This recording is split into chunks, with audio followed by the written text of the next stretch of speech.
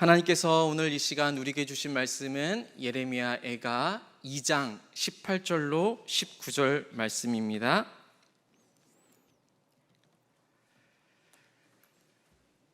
예레미야 애가 2장 18절 19절 말씀을 제가 봉독하겠습니다. 그들의 마음이 주를 향하여 부르짖기를 딸 시온의 성벽아 너는 밤낮으로 눈물을 강처럼 흘릴지어다. 스스로 쉬지 말고 내 눈동자를 쉬게 하지 말지어다. 초저녁에 일어나 부르짖을지어다. 내 마음을 주의 얼굴 앞에 물 쏟듯 할지어다.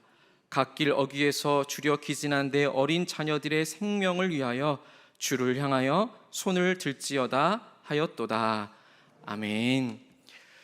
하나님, 우리 아버지와 주 예수 그리스도로부터 은혜와 평강과 기쁨이 있기를 간절히 소망합니다.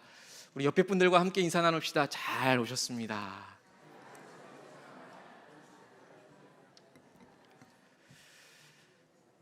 네, 오늘은 솔팀 비전 예배로 드립니다. 이 세상 가운데에서 소금으로 살고자 하는 우리 모두가 함께 솔팀 공동체를 이루면서 같은 곳을 바라보며 같은 마음으로 함께 모여 이 시간 힘써 기도할 때에 우리 주님께서 들으시고 응답하여 주실 줄로 믿습니다. 하나님께서는 우리 세상의 소금 염산교회를 향한 놀라운 계획을 가지고 계십니다. 하나님께서 놀랍게 역사하시는 그 순간에 여기 모여있는 우리 모두가 다 주인공이 될 수 있게 되기를 간절히 소망합니다. 오늘 이 예레미야 애가서를 통하여서 주시는 말씀을 통해서 솔틴으로서 우리 각자가 그리고 우리 교회가 해야 할 역할들을 다시 한 번 더 뒤돌아보기를 원합니다. 하나님 모시기 좋게 하나님만 바라보며 하나님을 두려워하는 마음으로 의의 옳은 길을 걸어가기를 간절히 축복합니다. 자녀들이 공통적으로 부모님의 잔소리를 듣기 싫어라 하죠. 남편들도 아내의 잔소리를 그렇게 달가워하진 않습니다. 아내도 마찬가지지요. 저도 이제 결혼한 지 15년 차인데 15년 동안 참 많은 잔소리를 듣고 있지만 그때마다 그렇게 달갑게 들리지 않습니다. 왜 그럴까요? 왜 그렇게 그 잔소리가 듣기도 싫을까요? 그 이유는요, 대부분이 다 맞는 소리이기 때문입니다. 그 이야기를 들으면요, 마음이 막 찔리거든요. 내가 잘못했거든요.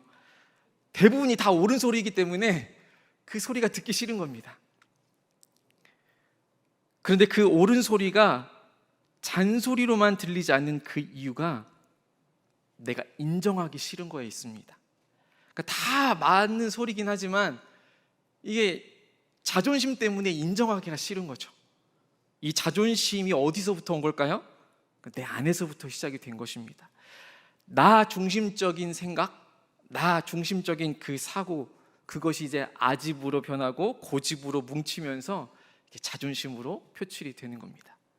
이것은 남녀노소 구분할 것 없이 다 동일할 것입니다. 이 예레미야가 예언할 당시 그 이스라엘 백성들도 마찬가지였습니다. 예레미야가 하는 말을 정말 너무나도 듣기 싫어했어요. 그저 듣기 싫은 말, 잔소리 정도로 들렸던 것 이상으로 정말 듣기 싫어했습니다. 이스라엘 민족도 선택받은 민족이었지 않습니까? 그래서 어쩌면 더 큰 우월 의식이 있었고 더 자존심이 강한 민족이었습니다.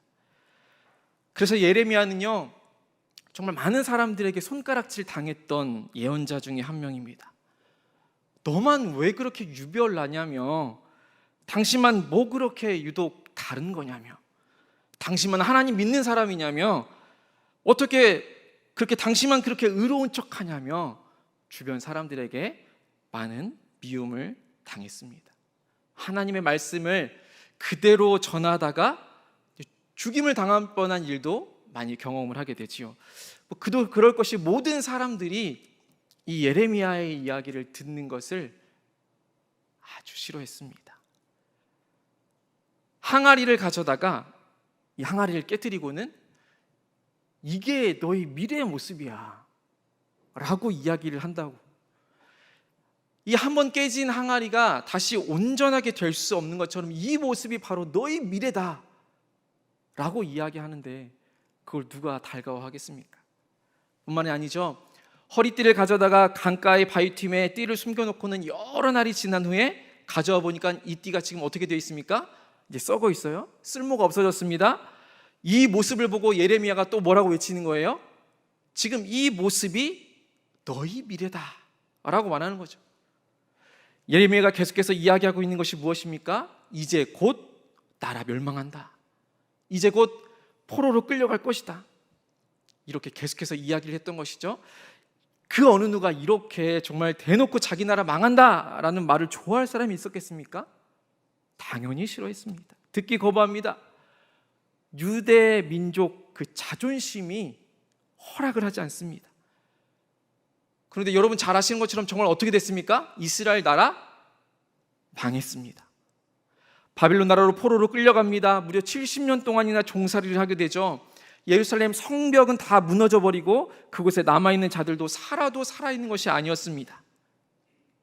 이 예레미야 애가가 언제 기록되었는가를 보니까 이 예루살렘이 이렇게 멸망한 직후에 기록이 되어졌다라고 합니다.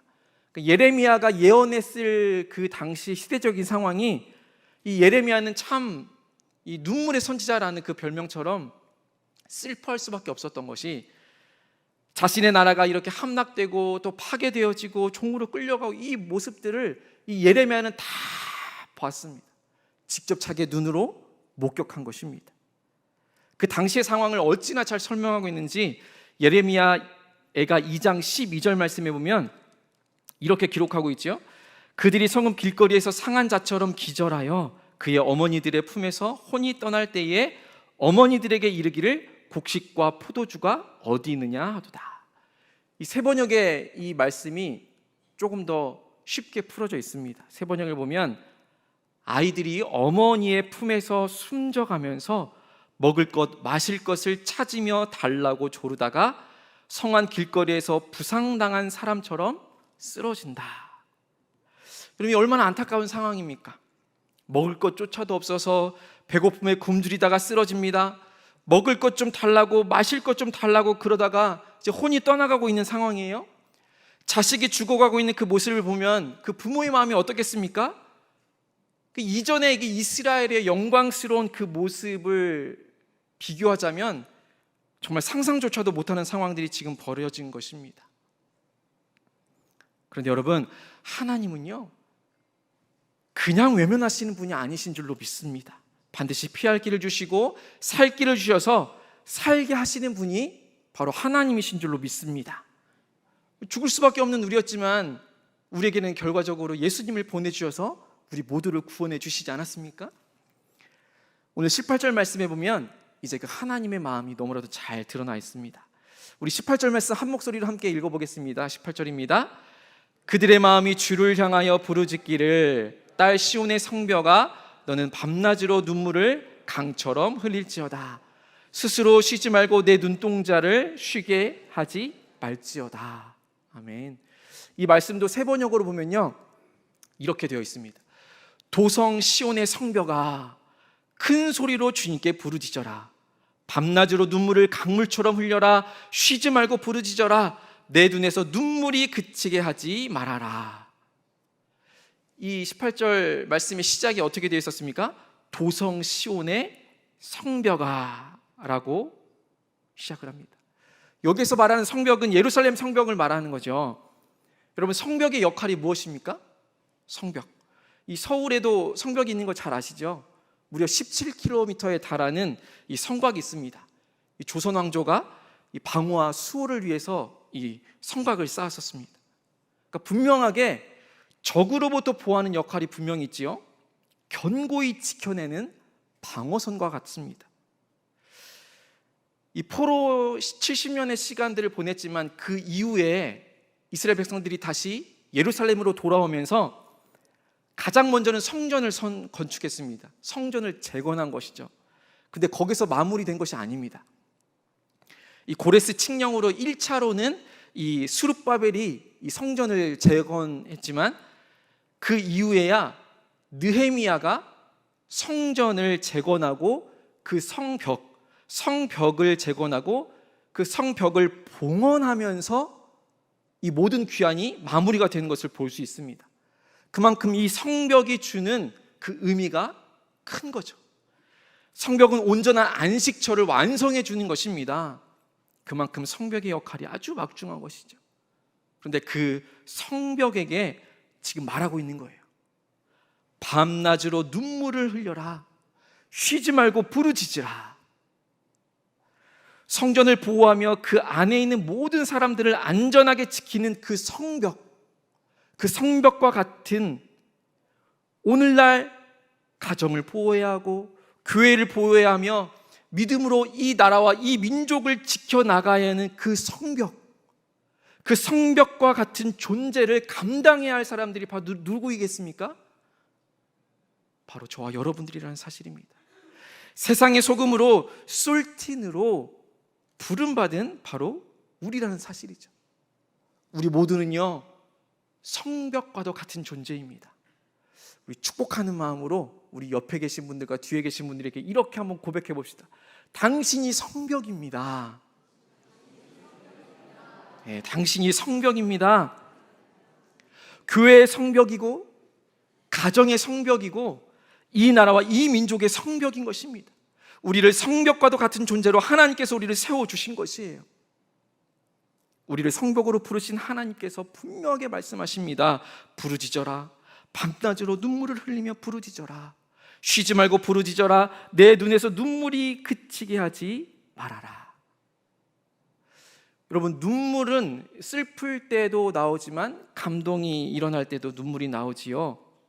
그런데 그 눈물이 나올 때마다 그 눈물이 나온 것으로 끝나지 않기를 바랍니다. 슬퍼서 눈물이 나올 때면 그 슬픔의 눈물을 기도로 완성할 수 있기를 간절히 소망합니다. 기쁨의 눈물이 나올 때에는 그것으로 인해서 그냥 스스로 기뻐하는 것으로 끝나는 것이 아니라 그것을 기쁨의 기도로 완성해 나갈 수 있게 되기를 간절히 바랍니다. 성벽이 제대로 된 역할을 하기 위해서는요, 눈물만 흘려서는 안 되는 것이에요. 오늘 19절 말씀을 우리는 기억해야 합니다.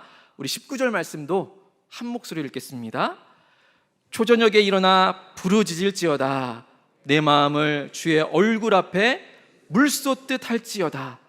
각 길 어귀에서 주려 기진한 내 어린 자녀들의 생명을 위하여 주를 향하여 손을 들지어다 하였도다. 아멘. 이 말씀도 세 번역으로 살펴보면요, 이 19절 처음에는 초저녁에 일어나 부르짖을지어다 라고 되어 있잖아요. 이 세 번역에는 온 밤 내내 시간을 알릴 때마다 일어나 부르짖어라 라고 되어 있습니다. 그리고 이어서 물을 쏟아놓듯 주님 앞에 내 마음을 쏟아놓아라. 거리 어기어기에서 굶주려 쓰러진 내 아이들을 살려달라고 그분에게 손을 들어 빌어라. 물을 쏟아놓듯 우리는 하나님 앞에 우리의 마음을 기도로서 쏟아 놓아야 하는 것이지요. 하나님께서 가장 원하시는 것은 바로 내가 먼저 하나님 앞에 나아가는 것입니다. 기도로 나아가는 것입니다. 하나님께서 세우신 그 성벽인 우리가 먼저 하나님 앞에 나아가서 물을 쏘아놓듯 기도해야 하는 것이죠. 다시는 일어나서는 안 되는 이 1950년의 6.25 전쟁, 이것이 일어난 이후에 두 달이 채 안 되기 전에 이 북한군이 저 남쪽 부산 낙동강까지 밀고 들어갔었죠. 그 기록에 따르면 이 국군과 유엔 연합군이 이제 8월 3일까지 부산 쪽에 있는 외관, 그 외관에 낙동강 철교와 인도교를 비롯한 이 낙동강의 교량을 폭파하고 8월 4일 낙동강 방어선 뒤로 철수를 완료했다라고 되어 있습니다. 근데 여기서 중요한 것은요, 낙동강에서 부산 쪽으로 이어지는 그 모든 철교와 인도교를 폭파시킨 것이죠.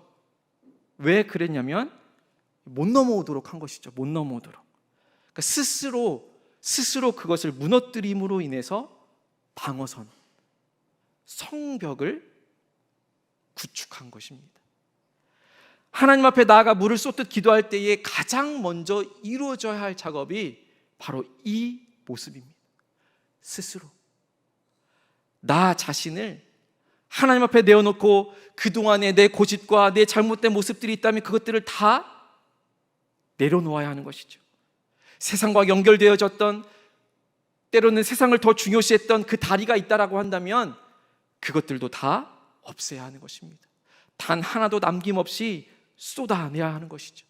그것을 오늘 성경에서는 물을 쏟아놓듯이라고 표현하고 있습니다. 강한 자존심, 인정하려 들지 않는 그 강팍한 마음이 있다면 물을 쏟아놓듯 쏟아내야 합니다. 듣지 않으려는 교만한 눈, 하나님을 두려워하지 않는 마음이 있다라고 한다면 그것 또한 쏟아 놓아야 합니다. 나에게 베푸신 십자가의 사랑을 계속해서 바라보면서 더 낮아지면서 물을 쏟아 놓듯 간절하게 하나님께 기도하며 나아가야 할 줄로 믿습니다. 이스라엘 백성들은 지금 살던 곳을 다 빼앗겼습니다. 포로로 끌려가고 그동안의 기쁨과 행복, 웃음, 그 모든 걸, 행복함이 묻어났었던 그 공간에 울음이 가득합니다. 슬픔이 가득합니다. 죽음의 기운이 가득합니다. 이러한 고통과 아픔은요, 오늘을 살아가고 있는 우리에게도 여전히 보여지고 있는 모습입니다. 그 정도가 계속해서 이렇게 심해지고 있긴 하지만 올 여름을 이렇게 조금 요약을 하자면 전 4개의 단어로 요약을 한번 해보고 싶습니다. 그것도 이렇게 좀 비슷한 단어들인데요. 그것이 무엇이냐면 폭염, 폭우, 폭행, 폭력입니다. 자꾸 설교 시간에 안 좋은 이야기만 해서 참 마음이 안 좋습니다만, 여러분, 이 폭염과 폭우는요 환경의 문제이지요. 그런데 그것을 환경의 탓만 할 수 없지 않습니까? 결국에는 우리 인간의 이기심과 탐욕이 불러온 인재입니다. 폭행과 폭력도 마찬가지 아니겠습니까?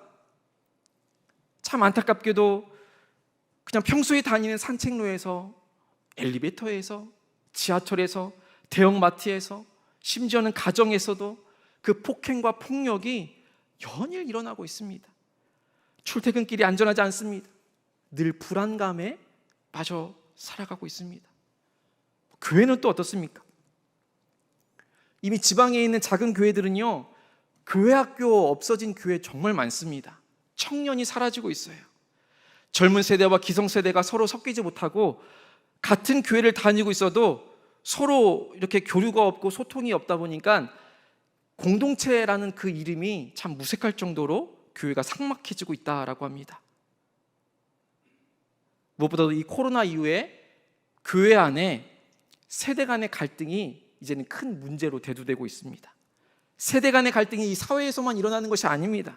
이미 이 갈등은요, 교회 안에서 서로의 이해관계 충돌로 인해서 이리 얽히고 저리 얽혀서 나타나고 있다라고 하는 것이지요. 우리 교회 얘기는 아닙니다.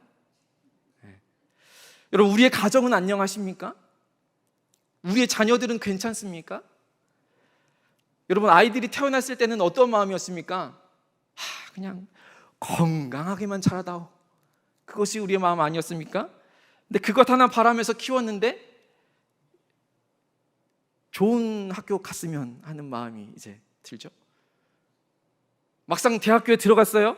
이제 거기로서 이제 끝날 줄 알았는데 좀 좋은데 좀 취업을 좀 했으면, 그것 때문에 또 마음고생합니다.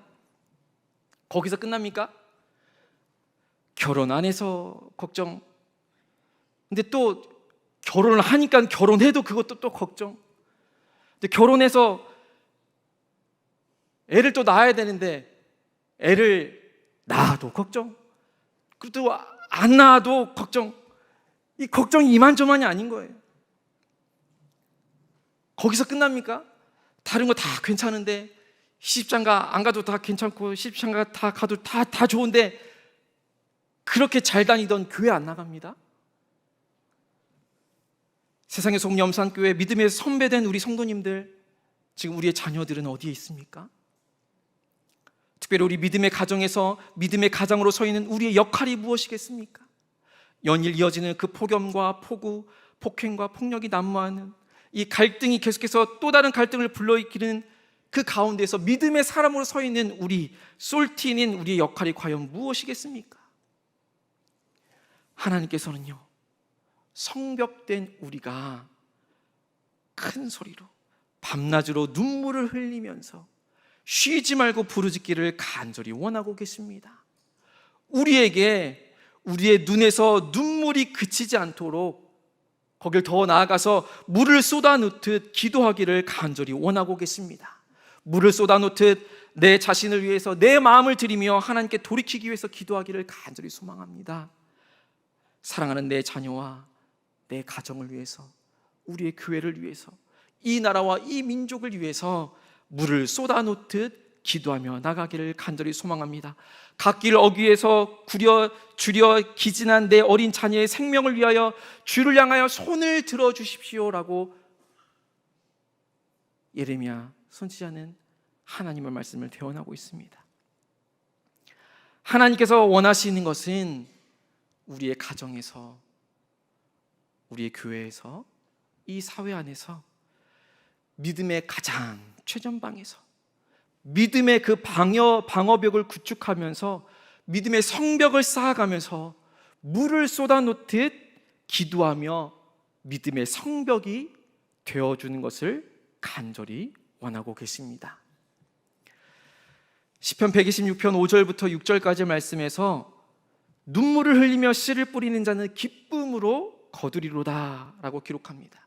그 뒤에 말씀이요, 울며 씨를 뿌리러 나가는 자는 반드시 기쁨으로 그 곡식단을 가지고 돌아오리로다 라고 우리에게 약속해 주십니다. 눈물로 기도하는 아버지, 눈물로 기도하는 어머니, 눈물로 기도하는 할아버지, 눈물로 기도하는 할머니를 둔 자녀에게는 희망이 있습니다. 눈물로 기도하는 하나님 나라 백성들을, 공동체를 이루고 살고 있는 그 교회는요, 희망이 있습니다. 눈물로 기도하는 백성을 둔 그 나라는요, 희망이 있습니다. 물을 쏟아놓듯 눈물로 기도하는 우리 모두가 되기를 간절히 소망합니다.